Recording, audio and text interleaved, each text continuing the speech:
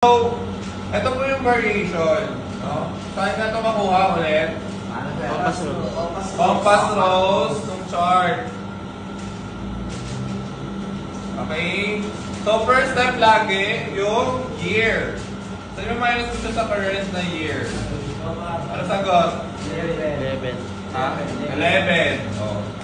Tapos, ibababa mo lang to, baba mo siya, times 7 minutes. So, equals to 77. Sunod, i-convert mo to lagi sa degrees. No?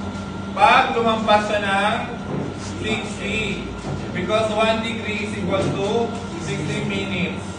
So, ang sagot dito is 1 degree, 70 minutes is. No?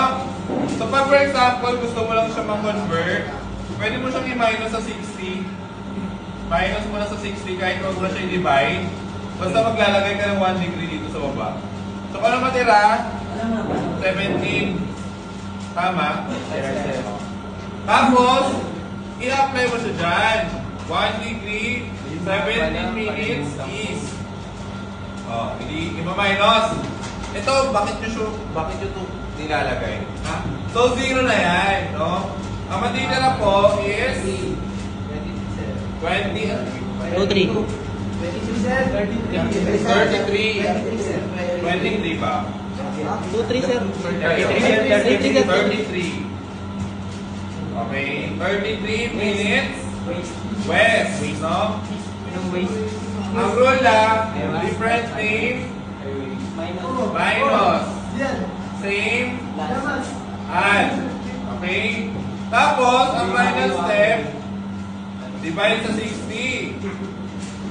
No? To degrees. No? Degrees ulit. So, ang sagot, 0.55. Round off to the nearest one, 0.6 degrees west.